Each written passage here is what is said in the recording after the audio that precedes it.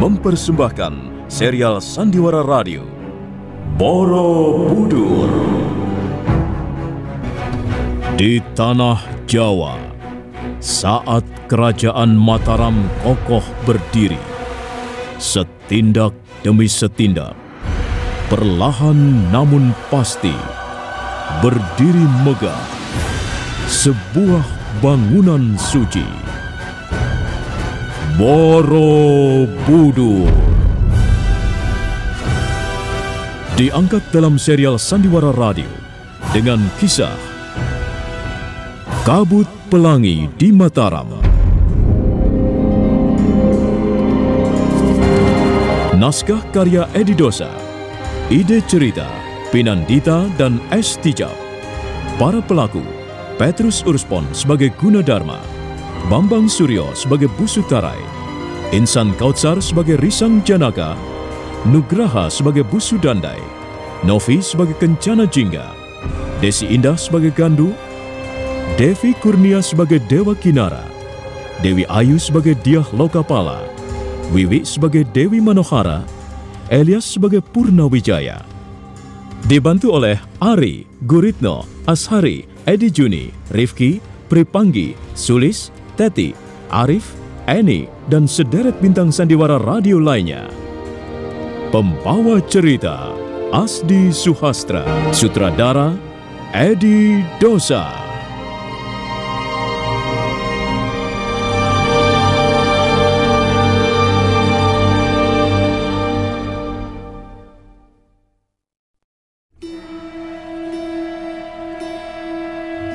Saji dan Rupini, dua orang dayang-dayang cantik dan genit itu, meninggalkan ruangan bilik Risang Janaka. Mereka bergegas melangkah menuju ruang peraduan sang pangeran putra mahkota. Sementara itu, Diah Lokapala tengah berjalan mondar-mandir di beranda. Wajahnya tampak gelisah campur kesal. Dia agak terkejut ketika melihat dua bayangan merunduk di balik pohon-pohon hias di sekitar taman. Siapa kalian? Apa yang kalian lakukan di situ? Ayo cepat ke sini. Cepat ke sini kataku. Aku memanggil kalian. Ampun Pangeran Muda. Kami tidak bermaksud mengganggu Pangeran Putra Mahkota. Saji dan Rupini. Kukira siapa? Aku tidak senang ada dayang-dayang mengintip di sekitar ruang peraduanku. Kalian jangan berbuat sesuatu yang bisa menimbulkan kecurigaan. Akibatnya bisa berbahaya. Aku bisa memanggil prajurit-prajurit jaga dan mereka bisa melukai kalian. Ampun Pangeran Muda, kami hanya kebetulan lewat. Kami bermaksud kembali ke ruangan para abdi di belakang. Tapi kami salah masuk. Berapa lama kalian kerja di sini hingga jalan saja bisa salah? Sudahlah, jangan bicara apa-apa lagi. Kalian hanya membuatku sebal. Tunggu dulu. Jangan pergi dulu. Kalian tidak melihat Manohara? Manohara? Maksud Pangeran Muda dayang-dayang baru itu? Wah, memang sudah beberapa hari ini kami tidak melihatnya. Duduk kataku. Di situ. Ya, di lantai. Ya, begitu. Ampun Pangeran Muda, kami masih mempunyai tugas di belakang. Benar Pangeran Muda, kami masih harus bebenah sedikit lagi. Kami takut mendapat murka dari Sri Kahulunan. Diam! Kalau aku memerintahkan agar kalian duduk, maka kalian harus duduk. Jangan bicara apa-apa. Kalian hanya boleh bicara untuk menjawab pertanyaanku. Mengerti? Mengerti Pangeran Muda. Ayolah Manohara, katanya kau mencintaiku. Kalau begitu, kau harus memenuhi keinginanku. Ayo. Kemana? Kita cari tempat yang lebih baik, yang nyaman. Di sini aman? Banyak dayang-dayang berkeliaran di sekitar tempat ini. Setiap saat, mereka bisa melapor pada penjaga pintu gerbang. Dan kalau sampai ketahuan, kau ada di ruangan bilikku, bisa celaka. Kita akan celaka. Kau tahu Manohara, Di istana ini aku hanyalah seorang tukang kebun. Aku tidak punya peranan penting. Nasibku berada di atas para penggawa kerajaan. Bahkan pangkatku jauh lebih rendah dibanding prajurit-prajurit jaga. Ayolah Manohara, ayo. Kita tidak usah pergi kemana-mana, Janaka. Kita di sini saja. Percayalah, aku bisa melindungimu. Kalau sampai ada penjaga datang kemari, apalagi mereka bermaksud jahat, aku akan mengusir mereka pergi. Jangan takut, Janaka. Sudahlah, kok cemberut begitu? Kau tahu, Janaka, setiap kali cemberut dan bibirmu melengkung seperti itu, aku bertambah tergila-gila padamu. Ayo, Janaka, peluklah aku, dekaplah aku. Kalau begitu, baiklah. Tapi kalau sampai terjadi apa-apa, aku tidak berani bertanggung jawab, Manohara. Serahkan semuanya padaku. Ayo, Janaka, kok kamu masih diam saja? Peluk aku, dekap aku, cium aku. Janaka, Risang Janaka, dekapanmu sungguh-sungguh terasa nikmat. Dekapanmu akan membuat setiap perempuan lupa siapa dirinya. Janaka.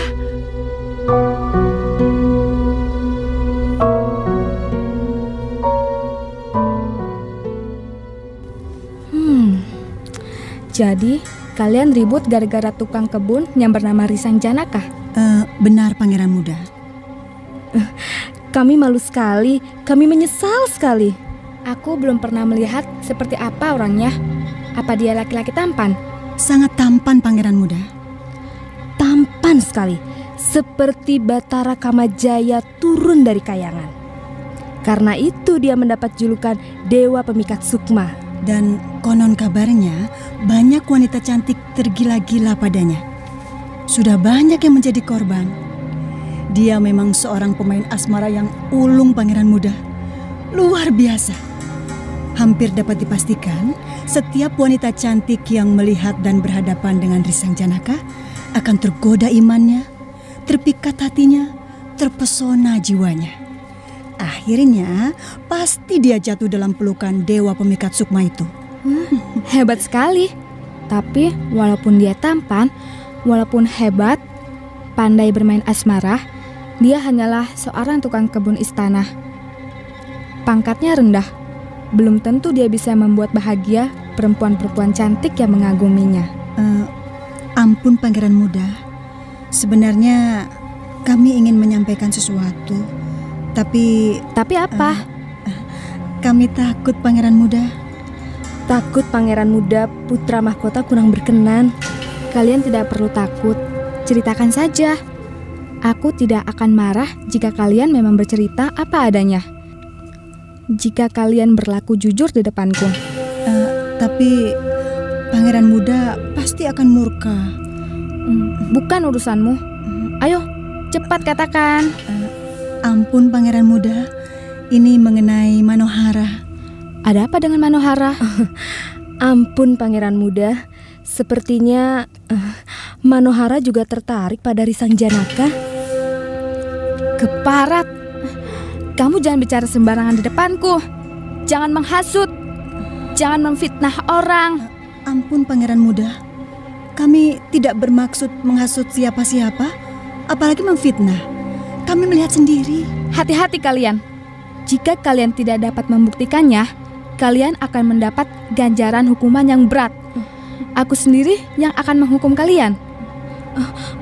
Ampun, Pangeran Muda. Kalau Pangeran Muda tidak percaya pada kami, silahkan pergi ke ruangan bilik Risang Janaka.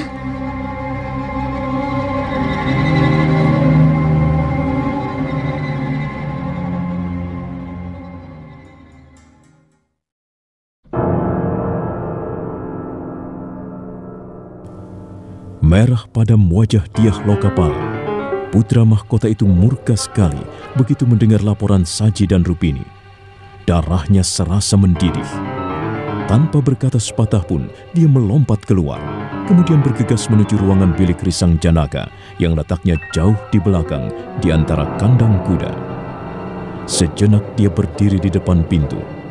Terdengar lirih canda seorang perempuan dari ruangan bilik.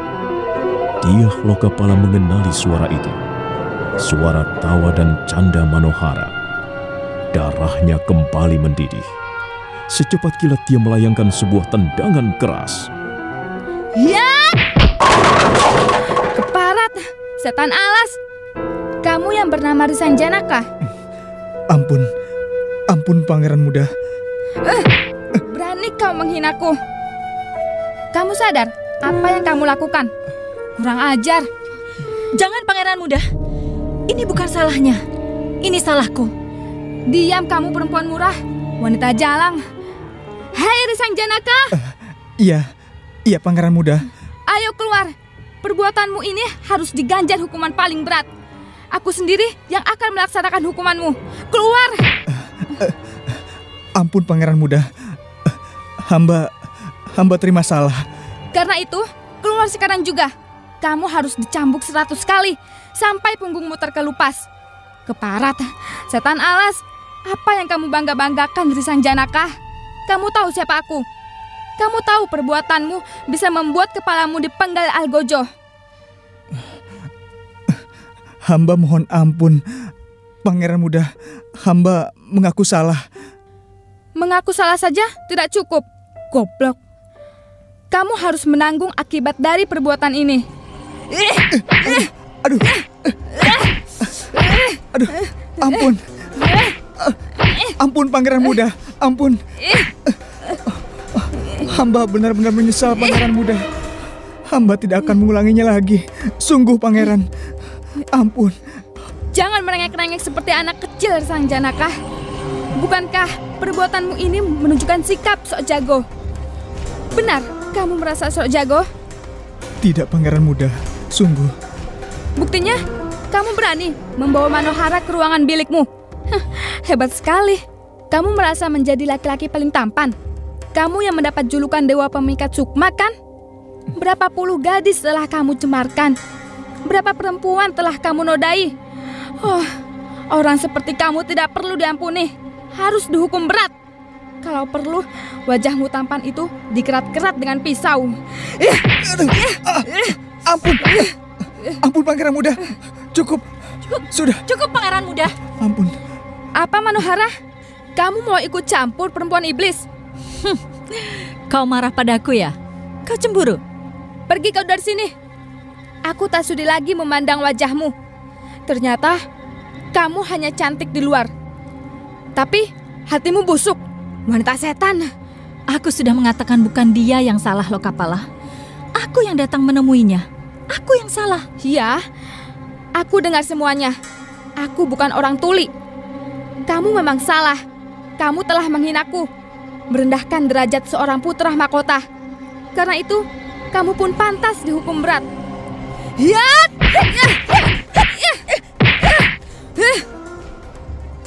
Dengan seluruh tenaganya, Dyah Lokapala bermaksud menghajar Dewi Manohara. Tapi perempuan cantik itu tak tinggal diam. Dia menangkis dan berkelit. Dyah Lokapala melompat keluar. Selanjutnya terjadilah pertarungan. Dyah Lokapala menyerang dengan bertubi-tubi, dengan perasaan geram dan bahkan hampir kalah. Itulah sebabnya dia cepat menjadi lengah. Sambil mengibaskan pakaiannya, Dewi Manohara berhasil mendapat pinggang pangeran putra mahkota.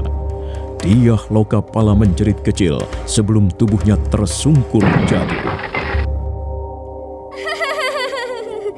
Mengapa kamu tidak segera bangun, Lokapala? Ayo, lawan perempuan itu. Bukankah dia hanya seorang wanita cantik? Bagaimana seorang calon Raja Mataram bisa kalah bertarung melawan gadis cantik? Kau ini sebenarnya laki-laki atau perempuan? Hei, Dewa Kinara, jangan ikut campur. Ini bukan urusanmu.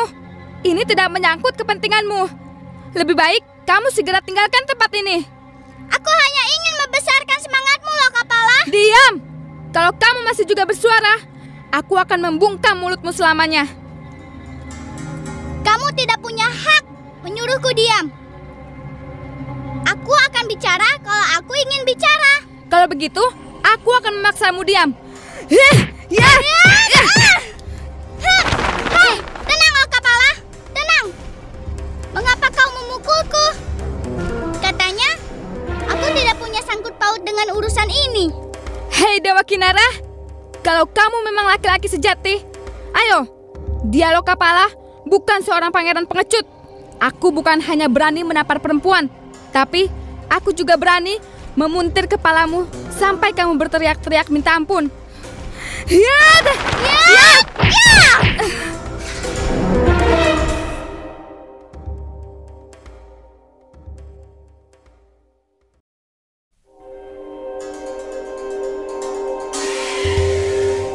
Diah Lokapala langsung menggebrak dengan serangan beruntun. Terjadilah pertarungan di antara dua orang anak laki-laki Sri Maharaja Rakai Pikatan. Nah, bagaimana kisah selanjutnya? Saudara pendengar, ikutilah terus serial Sandiwara Radio ini, Borobudur, dalam episode Kabut Pelangi di Mataram. Sampai jumpa.